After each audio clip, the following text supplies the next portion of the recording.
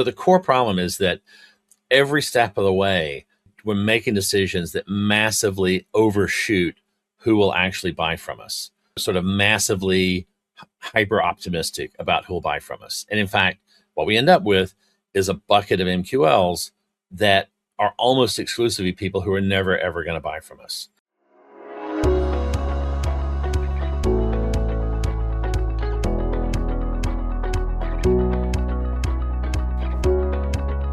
And we're back. Two of us. How did you get on last week without me? Oh, don't tell me numbers were better and engagement was higher, because that's not what I need to hear today. Now we're finally getting the numbers back now that you're here. I'm excited about today's conversation. I've been excited about this one since you posted about it, because I think it's a slightly counterintuitive idea. And I'm very eager to follow your thought process on this. For kind of context setting, your opening sentence on this was, can a better lead scoring system also define better targeting? And that's very backwards to how I think we often think about it, and how we think about both targeting and lead scoring. We normally think of it as, here's the audience I want. Here's how I've built targeting to go and seek out that audience on the channels I'm spending money. And here's how I'm going to score whether or not that audience is responding to the things that I'm doing and moving down the funnel. That's the sort of traditional linear thinking. You're talking about it in the inverse order, where the lead scoring informs the targeting. And that's completely backwards to, I think, how I've always thought about it. So talk me through your logic on this one, because I'm fascinated by the idea. Well, some of this comes from something you said, which was, we have two choices. We would like to either make decisions that have better odds or do things that will improve the odds. And so in theory, I think in reality, traditional lead scoring utterly fails at this. But in theory, lead scoring should be the answer to the question, how do we make decisions with better odds? Because what you want is to be able to pluck out, that magical customer who's going to close immediately. Now, if you look at the Gartner benchmark data for the last 20 years, those MQLs are converting at a roughly 1% rate, which means 99% of the time, you failed with it. So clearly, the existing lead scoring system isn't working, and we need something better. But the other question is, if you want better leads, or if you want leads that score better, the solution is to go out and get better leads. How do you figure out how to get leads that will score higher, assuming that you've got a valid scoring model? And so ideally what you would like is a scoring model that not only tells you how good they are when you catch them in the net, but where to go find ones that look like the ones that you're looking for. And the problem with traditional lead scoring is that it's so obsessively focused on this false belief of we can somehow divine intent, which I think at this point, there's still people running around yakking about intent. But I think anybody who's actually been in the trenches using this data for any period of time, anyone who's had a Sixth Sense account, for the last 5 years, knows that it's bullshit. That, there is no intent in this data. But the problem with the intent-based scoring system is that it's only looking at, how many crappy ebooks did you download? How many times did you visit the pricing page? How long did you watch that webinar? And so the problem is, how do we take that and how do we use that information to go out and get better prospects? Because how do you run a campaign focused on people who are going to download a lot of shitty ebooks?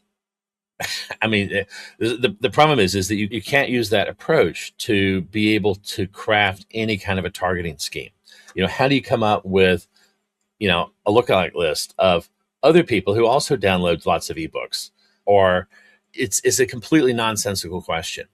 And that should also tell you that there are probably some deep structural flaws to any approach where you can't work backwards. Because if you can figure out that they are likely to be buying from you once you've caught them in the net, you should be able to have known that before you ever captured them. Your same underlying model should be able to predictably tell you that someone who looks like this is likely to have a high score and presumably would have a high probability of buying from someone who looks like us. And if you have that information, now you can create lookalike lists, target account lists, and campaign targeting strategies to very specifically try to target people who look like this. And I'll give some specific examples in a minute. So if I'm understanding this right, the way you're describing is a feedback loop of sorts. Like I'm assuming that there's a day one targeting if I have no lead scoring data in place. And Right. then as I start to gather data, that feeds back in and gives me better insights into how to alter that to get better outcomes from those kinds of leads that I want. Am I right in that? Right. Yeah. Oh, yeah. So like and again I'll kind of like play the devil's advocate on this kind of, or I'll play the former Liam idiot of who I actually was several years ago. And I think we often think about targeting as like, this is how I'm going to translate the understanding of the audience that I want into a way of finding them on a platform. We think, it's why LinkedIn gets so much popularity. I can choose, employee count. I can do seniority levels.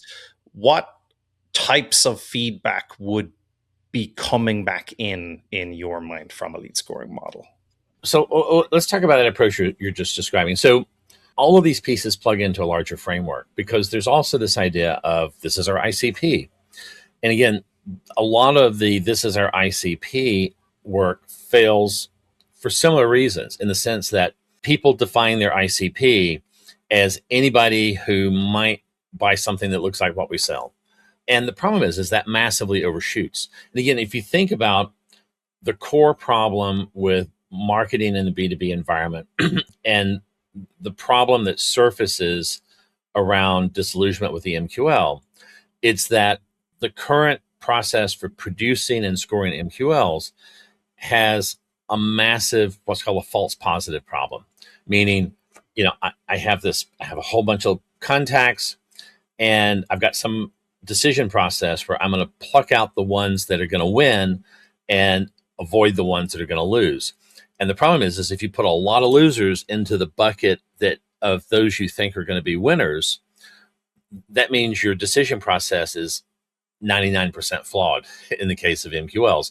That 99% of the people that you pluck out and put into the winners bucket are in fact losers.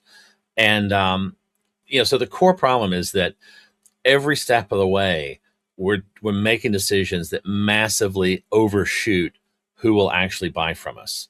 So it's sort of massively hyper optimistic about who will buy from us. And in fact, what we end up with is a bucket of MQLs that are almost exclusively people who are never, ever going to buy from us.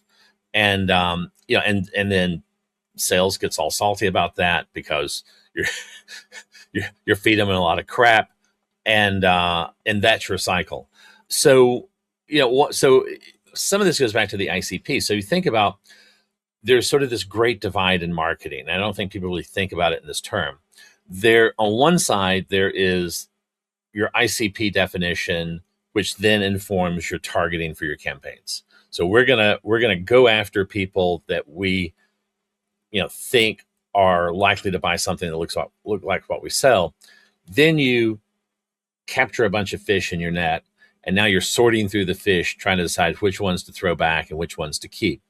That's your lead scoring, and the bucket of fish you keep is called your MQLs. But you've got two very different processes here.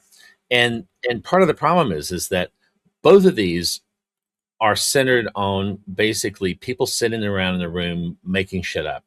So on the lead scoring side, where does 10 points for downloading a bad ebook come from?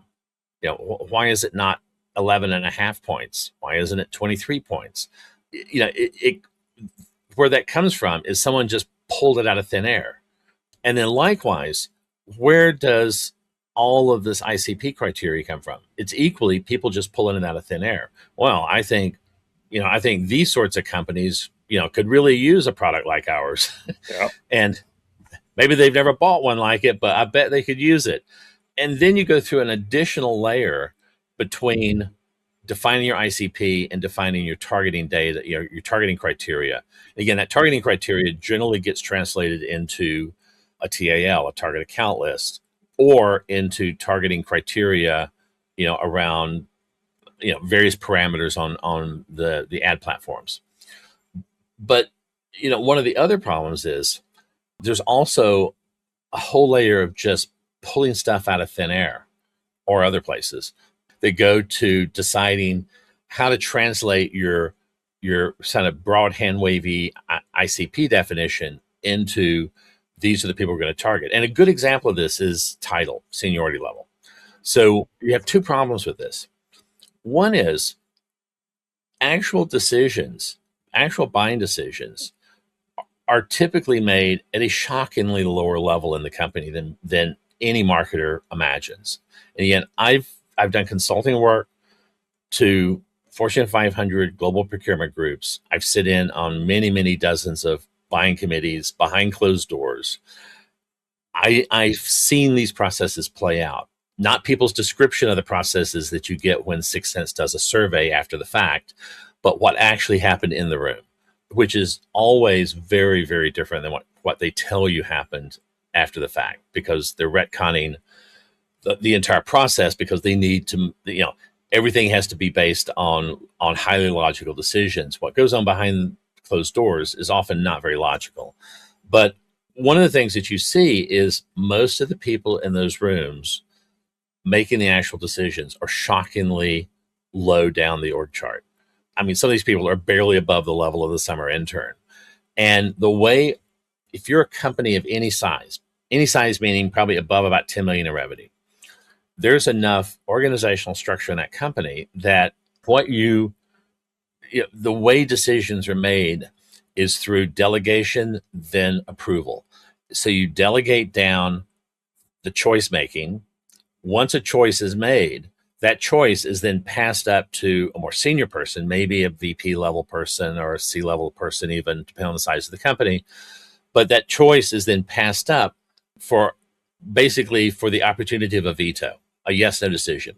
That person that's making that final yes/no decision probably doesn't have any access to what the options were. They don't care about all the things you didn't choose. They trusted you to go off, look at the options, make a recommendation, and then they'll decide whether or not we're gonna follow that recommendation. And if they decide no, maybe it just goes back and you do some more deliberation and you come back with another option. But you're seldom, are these people with these elevated titles actually making an evaluation? They're simply given the option to do a veto on the single final choice. So there's a lot of just complete ignorance of how the process really works that goes into how the targeting is done. And basically this decision process of how do I translate this sort of vague ICP definition into specific targeting criteria for, to generate, say, a TAL or or to do targeting on a campaign. So again, the problem is all of this is just people making stuff up. People that have no direct experience or no direct access to what actually happens in the real world. They're just guessing about things they've never seen. And what happens is everything gets you overshoot on everything. You're targeting way too broadly in terms of the range, not in terms of the number of people you're trying to reach, but in terms of the range of people that you think could possibly buy from you. And then when you do the lead scoring, likewise, you're using criteria that is massively overshooting who's actually prepared to buy from you. And so the question, and I'll give you a short story. So this goes back 20 years for me. This is when I was first doing these kinds of the sort of modeling around both how do we define our ICP and how do we define lead scoring. And, and 20 years ago, I started with the assumption that, the more engagement on our website, the more likely they are to buy, all of these things, that anybody who could conceivably use our product was fair game to go after. And the initial round of work that I did around these statistical models were a complete failure. That basically some of the earliest models I did that was based on trying to establish intent with based on engagement. And that period of time, in that period of time, you had relatively little third party activity, meaning you didn't have the G2s and those sort of third party sites. And this was an era before people fully understood things about cookies. This was before mobile.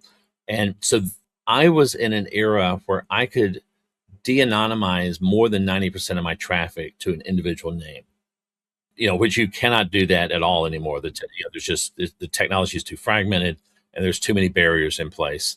And but I could regularly de-anonymize most of my traffic to a name. And so I knew the names of the people who were coming in, and we could track them through the entire buying process. And what we saw was that under what today would be considered insanely idealistic circumstances, using engagement as a key scoring mechanism, I would have two buckets: gonna buy, not gonna buy. And what I would see is about 40% of what went into each bucket was wrong. So about 40% of what went into the gonna buy bucket were in fact people who were never, ever gonna buy. But about 40% of the people that went into the not gonna buy bucket would ultimately buy. And you had a lot of these people that had almost no engagement, and they would just drop out of the sky with a big order one day. And and one of the things we started doing was sending the salespeople to talk to these people. And one of the things that we would get back from them was, things like, because with this company, we were selling primarily to researchers and labs.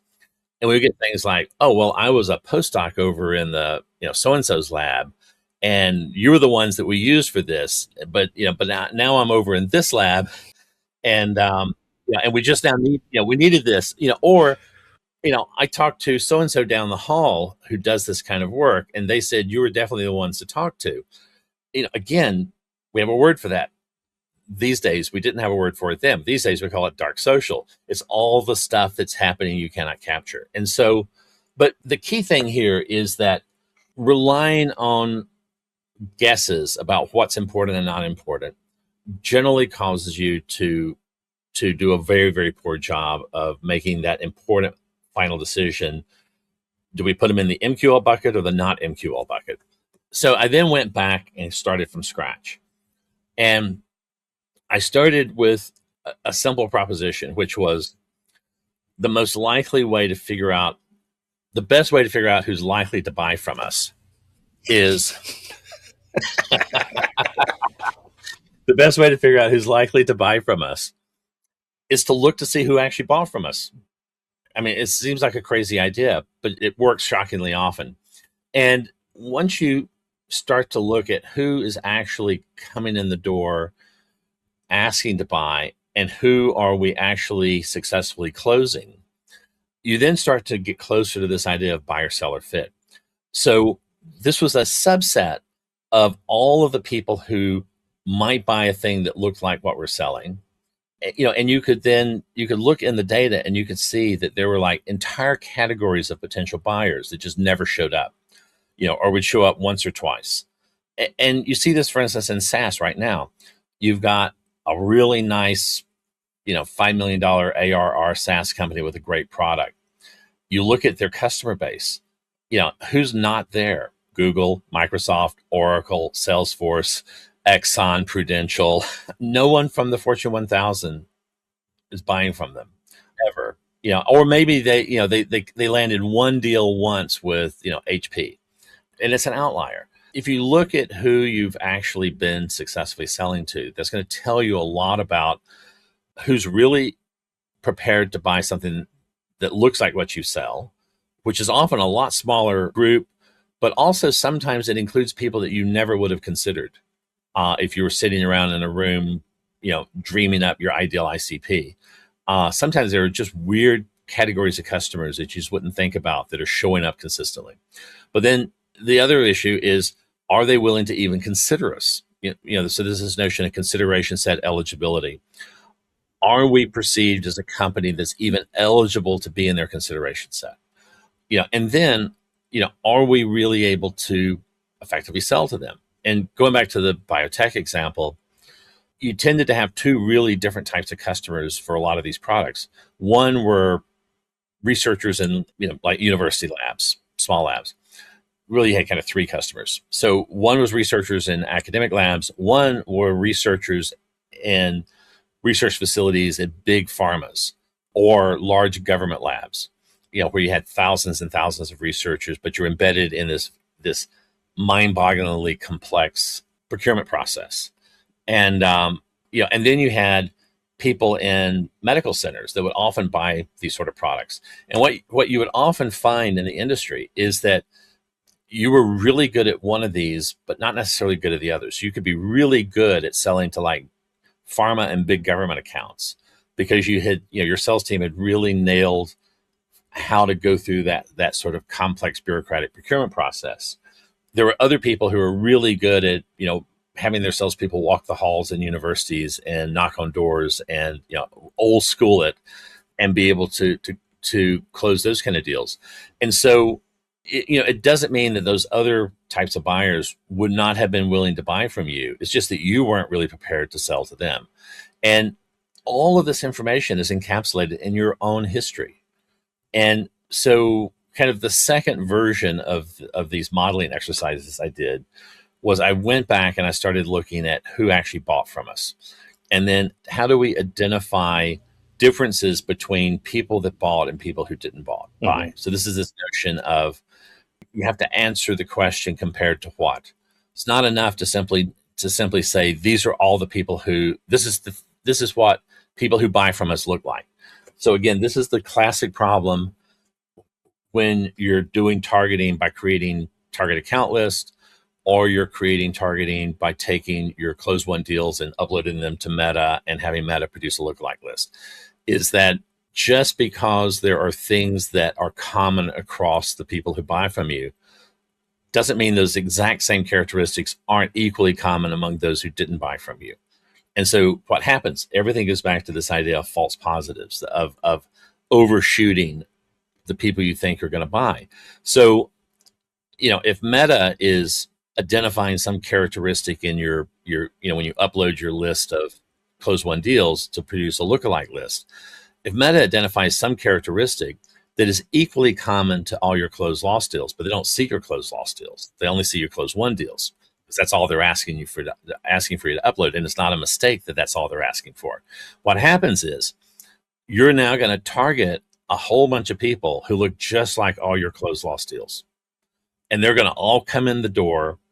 And you're now back to, again, massively overshooting and gathering people who are never, ever going to buy from you and passing them on to sales. And this is how you get a 1% MQL to close one conversion rate. And you're about to ask something? Yeah, there's a number of directions I want to go on stuff that you said. I want to start on what you just said. You said that by uploading a closed won list only, you'll end up with a bunch of what look like your closed lost deals. Can you say more about that? Yeah. Well, so for instance, this is something that most people in marketing have no clue how it works. When you upload your list of closed won deals to Meta and you ask them to create a lookalike list, what's Meta actually doing? There's an algorithm. There's a step-by-step algorithmic process that they're following. What they're doing is this. They're taking each one of those accounts, they're pulling firmographic data. They may be pulling some technographic data, depends on how sophisticated the algorithm is. And they're now breaking out each one of those names into a series of descriptors that, so many employees, so much revenue, a certain industry, certain geography. Those are kind of the simple ones. And they're now going to go off and look at, try to then go into a database and find other companies that match similar sorts of descriptors. So let's say one of the descriptors is, they were in California. So, so let's say 50% of your customers came from California. So now we're going to really focus on just companies in California for the lookalike list. But it may turn out that 90% of your closed loss deals were also from California. So now because what matters is there a difference between a characteristic that you find in the closed ones that was not present in the closed loss, or present in a different at a Right. different level of loss. And the analogy I always give is that there is one perfect predictor that defines every single closed loss deal, and that's the fact that they all had vowels in their name. Yep. And so, therefore, the perfect lookalike list would be for us to go out and find more prospects that also have vowels in their name. And if we could come up with a list of people, just could find them, if we could find a list of people who had vowels in their name, we would have a list that looks just like our 100% of our closed won deals. Yeah. Yeah. Now, unfortunately, it also looks like 100% of your closed loss deals. And this is all encapsulated in this idea of you can't work backwards from success, that you can't look at your wins and use that to determine how you arrive at more wins. You have to look at how your wins, what you did to get a win that was different than what you did that gave you a loss. It's that difference that matters. And so any scoring criteria, any MQL criteria, any targeting criteria, any lookalike criteria that does not equally account for your closed loss deals is guaranteed to fail. And it's always going to fail in the same direction, which means you're going to overshoot and gather up and pass through very large numbers of prospects who are never, ever going to buy from you. And again, think about this from the standpoint of an ad platform. They would love you to go after, to spend your money on people who are never going to buy, because now you got to come back and keep spending even more money.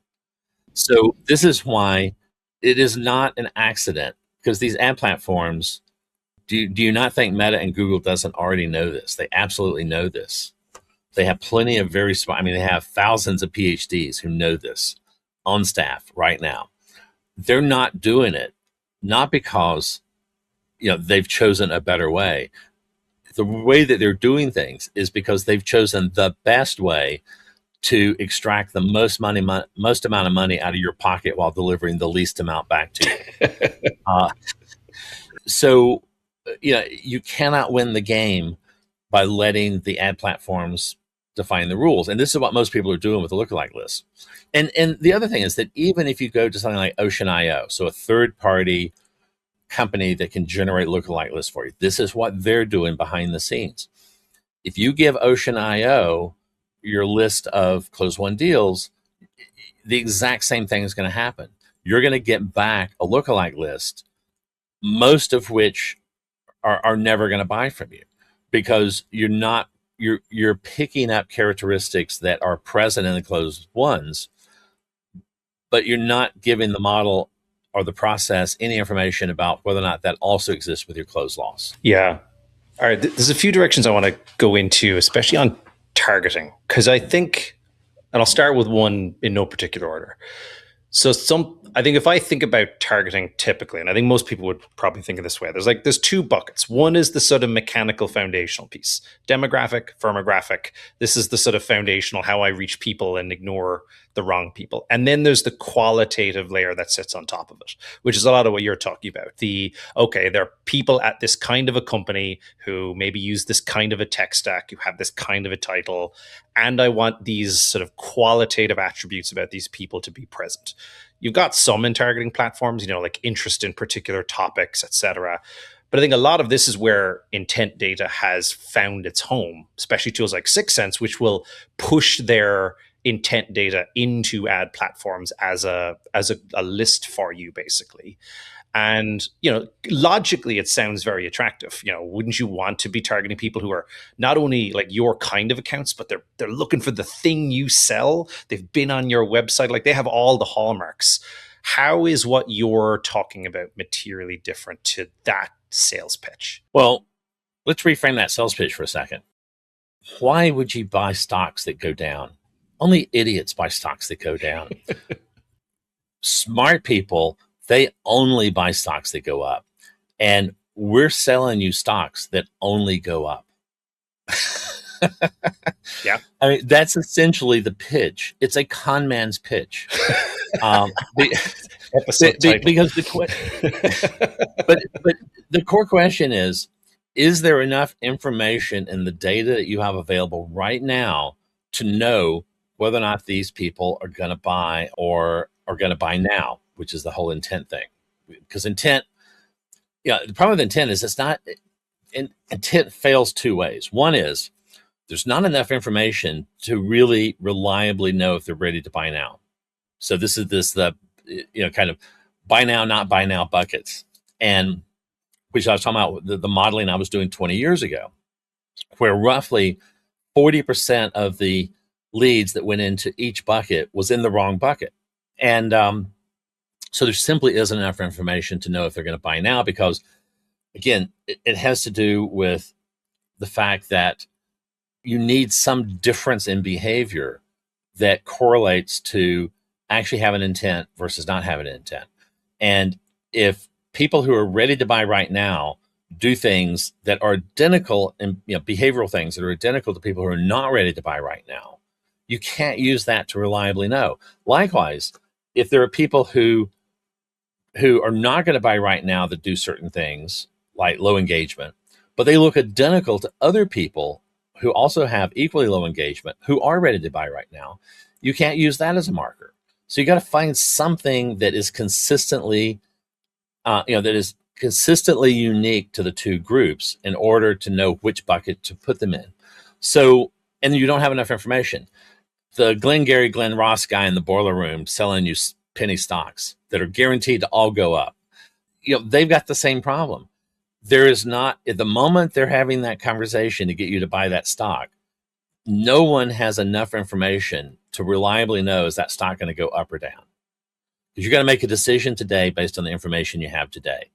And these intent providers are no better able to tell you whether a lead has intent than that boiler room sales guy selling you penny stocks is able to determine whether or not that stock's going to go up or down. So that is the core problem. But there's a second problem in here too, which is that marketers have these mental models of how the buying process works. A buying process they have never seen in their entire life, have never had any direct experience with. And give an example, a year or so ago, I put a poll up and I give a hypothetical situation. You have a company that's going to make a buying decision. This buying decision is a $5 million annual recurring acquisition. So this is a $5 million AAR deal that they're going to purchase this every year for 5 years. So of a deal like this, who is likely to be on the buying committee? CEO, CFO, CTO, or is it going to be the VPs or the directors and of course, everybody's like 75% of the people were convinced that, at least the CFO will be on there and probably the CEO for that big of a deal. And then I come back and I said, the deal I just described is the procurement deal for Google to buy toilet paper for the employee restrooms. Google buys about $5 million a year worth of toilet paper for the employee bathrooms. Do you really think the CFO of Google is sitting around in meetings trying to decide on which toilet paper to put into employee bathrooms? Probably not. This is barely going to be above the level of the summer intern deciding this, but it's a $5 million, annual recurring deal. So just because the deal is big to you doesn't mean it's big to them. And, and so there's a lot of just really ignorant fan fiction about where people are imagining that CFOs and VPs have any visibility on any of these decisions. And even if they did, well, give you another example. One of the companies that I've done, I've seen sort of detailed inside procurement processes with is ExxonMobil. There are lots of huge, $100 million plus deals that never get within 6 layers of the org chart from the CFO. That very low level people are making the decision. The final decision to make the procurement might go up to someone in finance, but they are likely to be 4, 5, 6 layers down from the CFO, because the CFO doesn't have enough time. They're worried about much bigger things than your piddly little $100 million worth of pipe. So you raise an interesting point here, because I know you've been talking about this a lot recently as well. There's a big movement now where lots of the research will say, well, buying groups is where it's at now. So instead of targeting what sales has historically pushed marketing to do, like only get me the most senior person who's going to sign the contract and ignore everybody else, the new version of the world is, give me these people, target this member of the buyer group, this member of the buyer group. And it becomes this sort of like, now you're not targeting one person, you're targeting 6, 8, 10, however many it is. And they're narrowed down to specific people. Where's the flaw here? Yeah, you got two issues. One is the level of ignorance of our own history within marketing is astounding. If you ask people, where did the word buying group and buying committee come from? Turns out it came from Harvard Business Review. It came from an article in Harvard Business Review, an article talking about how for decades, this is how large scale procurement had been done in large companies through these buying committees and these buying groups. That article was published in 1965. Wow. And they were talking about stuff all the way back into the 40s, into the 1940s. Buying groups have always existed. Nothing has changed in the slightest, over almost a century. This is always how large organizations do it, because large organizations make decisions through delegation. So you delegate down, you have the decision machinery to make a choice. That choice is then passed up for approval. The approval is a veto level approval. If the decision is vetoed, it goes back down, and you may grind the gears some more and then come up with another choice. But you do not have VPs in big companies sitting around making these decisions. They have much more important things to be spending their time on. And so part of the problem is that there's just sheer fan fiction. And it's not just fan fiction. Think about where the fan fiction is coming from. It's coming from people who were telling you one lie about their intent data, and we reached a point to where no one believes the story anymore. So now they need a new story. And so this news story is, we've now suddenly discovered that the world has changed. It's not that we were always wrong. It's that, we were right then, but the world has changed now. Now, suddenly, everyone has a buying group. So we now have this new thing to sell you, because we've now discovered that the world has changed, that everything is now with a buying group. And the deal is, I remember working, this is early in my career, 1991, I was at Compaq Computer. And they were growing like crazy. They were expanding. They were buying lots of stuff. And I remember having involvement in different buying decisions there. And it was all these buying committees. Everything was delegated down. And it's no different then than, this was 35 years ago. And people would have thought you were insane if you didn't think that was not just the completely normal way, because it's everybody at Compaq came out of TI. This is how TI had been doing it for, the prior 40 years. So, this whole notion is just self-serving bullshit. Buying committees have always existed. And again, if you look at who's, the other question is the fan fiction, the ABM fan fiction around, we need to have a unique message for each person on the buying group. So we need to, what you need to do is a unique landing page for each one of those people. Yes. Yeah. Oh yeah. This is just performative theater. This is just cosplay. Because first of all, the mere existence that a buying group exists is considered extremely confidential by most organizations. For the simple reason is you don't want all the salespeople crawling all over you. And so this is considered highly confidential. And in fact, if you talk about the existence of a specific buying group on, say, LinkedIn, you will get a call within 24 hours from HR. And I know people who've done this, because HR is running monitoring programs across all social media looking for any mentions. And if that mention came from one of their employees, you will get a visit from HR within 24 hours, and you will likely lose your job. This is how seriously it's taken. But even beyond that, to let people know who's on the buying committee that does not have to know. Now, again, you have salespeople coming in. The salespeople have to interact with people. Most salespeople are interacting with one or two people. They have no idea who's on that buying committee. They're not sitting in the buying committee. They're interacting with one or two people. If you look at how, I remember, in some of these big Fortune 500 companies, I would go into these buying committees because I was sitting there. I was a consultant to the procurement group, and I was sitting there working on a specific problem that procurement had that was sort of a general organizational problem, but it required me to be able to sit in on these buying groups. Repeatedly, I would walk into these meetings, and you would literally have the summer intern passing out packets, review packets, because nobody on that committee had ever visited a web page. Nobody had ever downloaded, your crappy ebook. The summer intern was sent off and told, pull this information from these vendors and put it into a packet, print it out, bind it, and have it ready for this meeting. And you walk in, and all your information is in a review packet. So who do you think your your $200,000 your ABM software is picking up? They're not picking up, the assistant CFO who's going to do the final sign off. They're picking up the summer intern. But the other problem, more fundamentally, is none of these companies can reliably de-anonymize your data. You can get about 65% de-anonymization at the account level, but you're around 5 to 7% de-anonymization at the level of a named individual.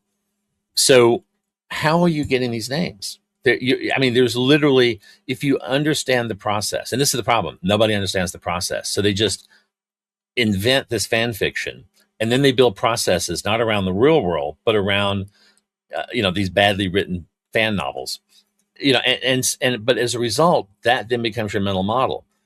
We need these high level, these senior VP and C-level people on our target list. Why? The reason you need it is not because you have any evidence, but because you have this, you have this fantasy in your head of how some portion of the world you've never actually seen works. And this goes back to look at your data in your CRM. It tells you everything you need to know. Who did you actually talk to? How much time did you actually spend talking to the CFO? Generally 0.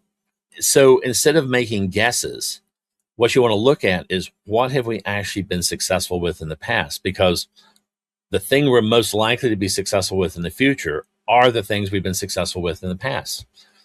Because that's going to embody, are they actually going to buy? Are they actually willing to consider buying from someone who looks like us? Because they would never end up in the CRM if they didn't. Are they someone that we seem to be capable of reliably selling to? And then who is it that we're actually talking to when we're doing this? So if you look at your own history, you now have the reality of who you really are able to sell to. You can now do a 2-step process. One is, tell me all the things that are fundamentally different, significantly statistically different between winners and losers. So one, we can look at everybody who came into pipeline, and that will tell us who are at least willing to consider us. And then once they're in pipeline, who are we able to effectively close? Because there's going to be some differentiation. And so now you've got, a broad targeting criteria and then a more narrow targeting criteria that defines people that look a certain way but don't look this other way are more likely to end up being closed won. So what happens if you build both your lead scoring and your targeting frameworks around this idea? You're going to be more likely to target people where you have consideration set eligibility. This idea that they would be willing to put you into their consideration set. Because, if you're a 5-person startup and you've been in business 6 months, no one at Google is going to put you in their consideration set. No one. So there are people that may buy what you want to buy, but they will never consider you. So if we look at, sort of the combined, everyone who became close won and close loss, what defines them is they were all willing to put us in their consideration set. And then if we look at what's different about the ones that were wins versus losses, we can now then more narrowly define. And so that gives us this sort of this model to kind of hierarchically define a target set. And then from that, we can then go back, and again, these differences are going to be things we can measure. This is the other problem is that if you don't know whether a buying committee even exists and you have no idea who's on the buying committee, that isn't information you can make decisions with, which is why the ABM stuff is just performance theater. Kind of on that, help me understand this, and maybe I'm like oversimplifying it. So logically, like what you're describing, like there's an exercise, you look at your close won data, you look at your close lost, you identify who you won with, you identify where you didn't, you identified who spent the most. A lot of RevOps teams and sales teams leveraging those RevOps teams would say that's the exact process they go through to form an ABM list in the first place. So what bias are they bringing in that makes that result so fictional so much of the time? There are RevOps teams that are doing some of this. They are so rare as to be black swan events. You look at most RevOps teams, and what they're working with is the close won list. The entire narrative is we've analyzed all the closed ones, and this is, and we can now figure out exactly what makes someone look like a closed one. Again, the problem is the entire RevOps framework is obsessively focused on working backwards from success. Right. And you absolutely cannot, you can never, ever get to the correct answer if that's what you're doing. And, I listen to quite a number of RevOps podcasts. I follow a lot of RevOps people on LinkedIn, and there are maybe one or two ever that I have ever encountered that understand this notion of you have to be able to tell the difference, figure out all the things that are uniquely different between wins and losses, that they're just not that structure of thinking. And again, part of the problem is that the typical RevOps person is either a marketing person who learned how to use Excel, or a programmer who learned how to do some marketing. And what you don't find are people who actually have formal training in building statistical models. You don't have people that have training in econometrics, in areas like physics or mathematical statistics. And, and so there's this entire missing mindset about how to think about data and how to think about modeling and how to think about not even just causality, but how to think about how do you properly identify correlations? Because again, if the exact same correlation exists in all your closed ones and all your closed losses, we have 100% correlation between everyone in our closed won list and the fact they have vowels in their name. 100%, perfect match. That tells you nothing. And again, that's an absurd example that everyone can recognize. How many of these other characteristics is the RevOps team reporting that are equally absurd, but it's not obviously absurd on the surface, that it's only absurd if you actually see the comparative data with the close loss. So the key thing is, if your RevOps team cannot explicitly show you all the ways in which their criteria represents differences between wins and losses, things that will tell you exactly what is a win versus a loss in a predictive way, then what they're doing is going to ultimately massively overshoot. They're going to lead you to target people who will never buy and to pass over to sales people that they're never going to be able to close. And, and again, this is what we see consistently in the B2B industry. And we've seen this for years and years, because you see this in the Gartner benchmark data around the sales funnel, where, roughly 5 or 6% of MQLs ever even get accepted by sales. And then 15 to 20% of those close. So, roughly one out of every 100 MQLs ends up closing. 99%, 90, literally 99% never close. And that tells you that every single step of the way, you are structurally dumping huge numbers of false positives into your MQL bucket. People that your signals and your decision logic says we're convinced that these people will buy, when in fact they will never ever buy. And so if you imagine, if we just went from 99% failure to 98% failure, we would double our win rate.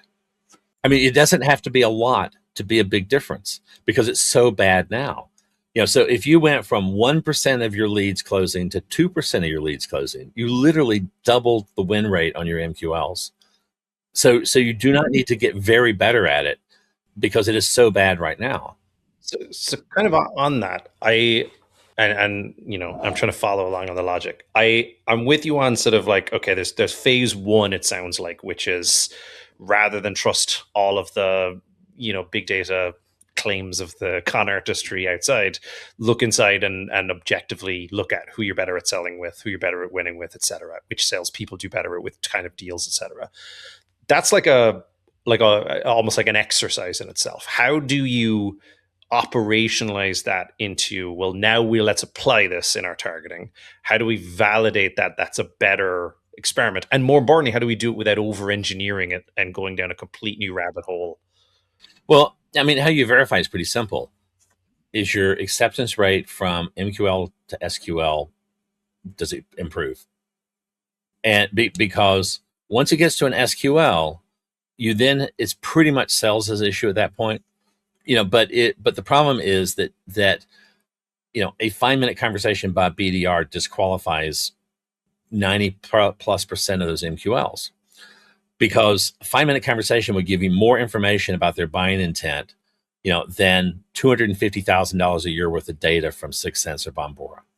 And and then the other one is, do you improve the close win rate and the sales cycle, the days to close? Days to close is pretty hard to improve, but win rate is, because if you are inherently getting leads that are more likely to buy from you and that you are more prepared to sell to, you are going to have a higher close rate, because again, it's this idea of, if I have 2 slot machines and one pays off, 1 out of 100 pulls and one pays off 1 out of 50 pulls, which one do I want to put my money in? Probably the one that pays off 1 out of 50 pulls. And that's what slightly improving the quality of your lead scoring will do for you. Here's the other problem with the third-party intent vendors is, let's imagine a fantasy world where all the intent data actually works, where they are in fact able to tell us this, reliably tell us this. And this is a pure fantasy world straight out of Tolkien, but complete with elves and orcs. But let's imagine we have that world for a minute.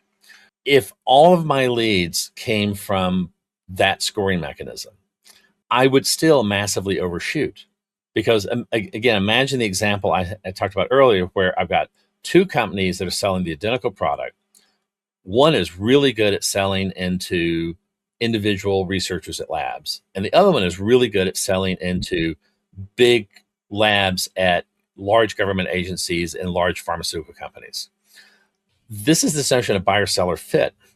That same bucket of leads with the same level of intent, imagining this world where intent actually exists, are going to close at completely different rates depending on what's in the buckets.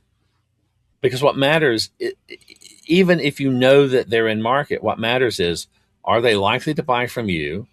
Are you prepared to sell to someone who looks like them?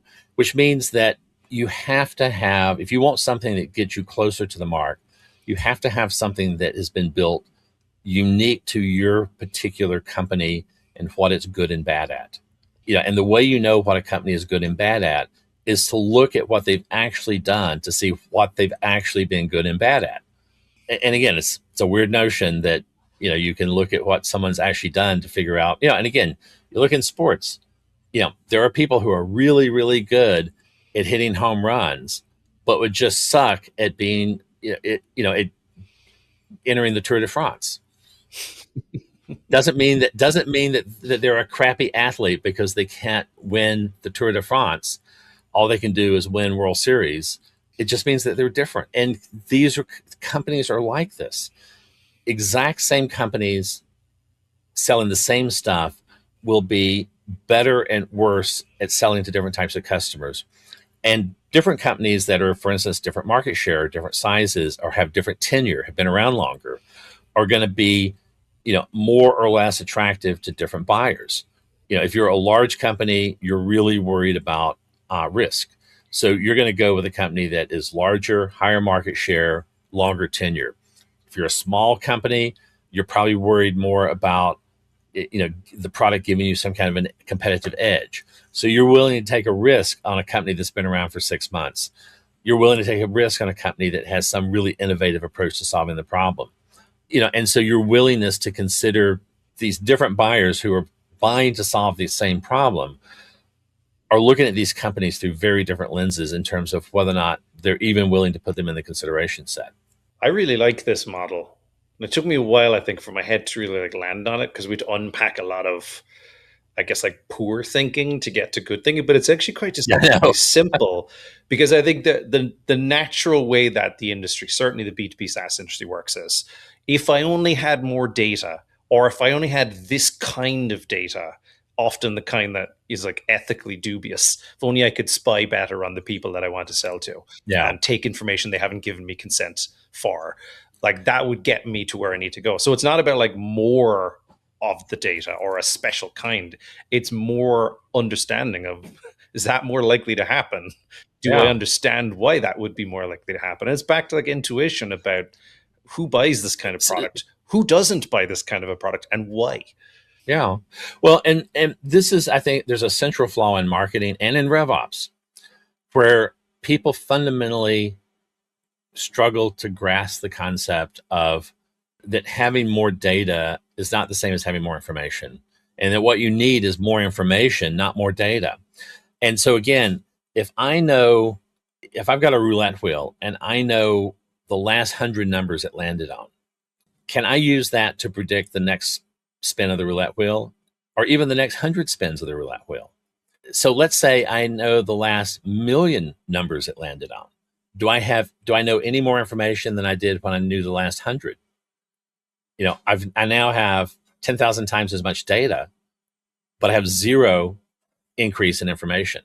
And this is the problem with a lot of the data we gather, is that there is and the thing I always say is, data is not information. Data is the bucket that information comes in, and there may or may not be little or any information in the bucket. And we've got to quit thinking about data and start thinking about information, and how much information is actually held in the data. And then how can we reliably extract that information from the data to make better decisions? I do think that's a really important message, because a lot of I was going to ask you earlier, but I think you've answered it, which is how do you defend yourself if you're not a statistician like you, if you're not someone who comes from this background?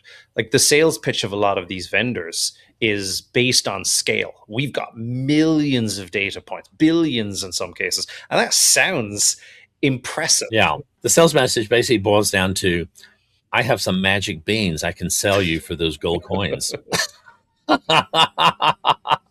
That's the message. Oh, that's a good place to leave it. And I would say, there is shockingly little statistics to do this. I have built these models, for many years, and have gotten more and more sophisticated with them. I use very, very little statistics. I use a lot of statistical thinking, because I think about the data in these statistical frameworks. But most of these models I build with two tools: Excel and Microsoft Access. And usually the most complicated function I'll run is an average or a square root, maybe. There's a tiny amount of stuff that I'll push over into R, which is the statistical programming language. But that's maybe 1% of what I'm doing. That most of these models basically are built on, roughly 7th or 8th grade level math in Excel that a low to moderately skilled Excel user could put together and understand. It is not hard to do it.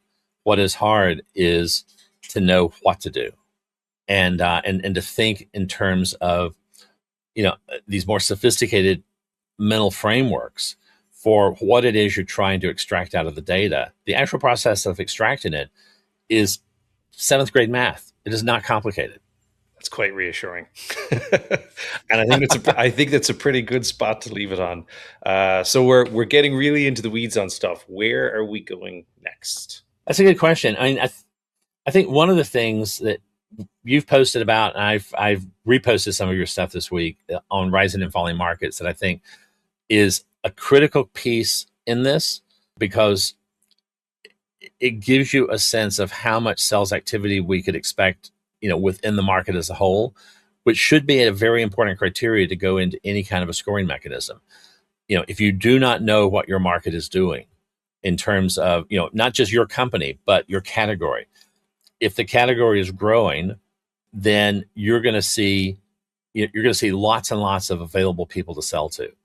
If your category is declining, you may see nobody to sell to. And one example this week that post you put up, you have this category that's being eaten alive by AI, where the category. So these are demo software companies. They've gotten stupidly expensive. Who needs to be paying $15,000 a year to do a couple of interactive demos? This is ridiculous. But the problem is, you can go into Claude and you can produce a better output, in a couple of hours' time on a $20 a month account. So why would anybody keep buying, this, absurdly priced software when you can do a better job cheaper for $20? And the answer is no one. That's who. No one is going to be doing this. And so what you're seeing is, north of a 20% year-over-year decline in the market, because AI is eating them alive. But what does that translate into? If you're losing, if 20% of customers per year are churning, which is roughly the benchmark rate in SaaS, and the category is shrinking by 20%, that means all of those customers who are churning are evaporating off and going to a different category, which means there's no one coming back in market to buy again, which means that, you're at that 20% number, 20% category decline rate. You would expect there to be roughly no active buyers in market at that point in time. That basically they're all leaving, at a rate equal to the rate at which people are coming back in. And the net effect is essentially zero. And that would be a very important thing to know if you're trying to do lead scoring. I'm excited to talk about this because you and I've been talking about this. I've been gathering lots of data, especially looking at lots of categories, and there are some real trends happening. There are categories that are being eaten alive by AI, like you said, but there's also ones that are being affected by a slowdown in decision making and a pausing of decision making while they figure out what their response should be to a new AI world. And a lot of this has huge impacts. But I've also seen other examples where, and again, we'll save this, I think, for when we're talking in detail, but I've come across a lot of examples lately where I think, especially in tech, we've been so accustomed to 20% growth year over year in the category that when it's suddenly flat, it seems terrifying and we don't know what to make of that. Like, I had a very smart marketer ask me recently, hey, it looks like our category, at least from when we were measuring branded search, was growing 10% year over year, but the last year has been flat. Is that bad? And my answer was like, that's what most markets look like. 1% growth is actually quite fine if you're in a mature market. But I think we don't know how to contextualize, because that sounds like nothing is happening. But that means this year will look a lot like last year. That's not a bad thing, right? Unless your company is forecasting that the market will grow 20% year over year forever, which tech loves to do. Yeah. Well, and and the other thing to think about is your pool of in-market customers is a combination of a lot of people who've already bought the category and for whatever reason either don't like or have outgrown the product they're using. They've churned from that supplier and they've now re-entered the market to buy from another supplier. That's a big chunk of your buyers. The other chunk are new entrants flooding in from adjacent categories. So people who've never bought before and they're first-time buyers. And when a category grows, what you have is a lot of these first-time buyers coming in, but you've always got this baseline of people that are churning and coming back into the same category to buy from a different vendor. So when the category starts to shrink, two things happen. One is you're getting relatively few net new buyers coming in because they're likely being siphoned off to whatever the more attractive category is. But the second problem is many of those people who are churning from a competitor are not coming back in to buy from within the category. They're churning out of the category as a whole. So they never appear in your market to buy, even if they look like they would buy. And so this market disruption issue that causes a category to shrink becomes very serious. And so the net effect is if there's no new entrants coming into your category and all of, and you're churning 20% a year and all of that 20% are churning out of the category to an adjacent category, that means there's literally no one left to buy. And so it doesn't matter how many leads you generate, no one will actually be in market. And it doesn't matter what the intent data says. They may have intent to solve the problem, but have no intent to buy from your category.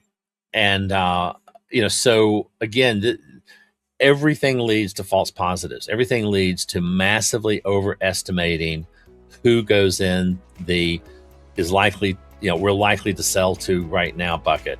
And all of that is what leads us to very salty salespeople who don't like what marketing is feeding them, and into 1% conversion rates on MQLs.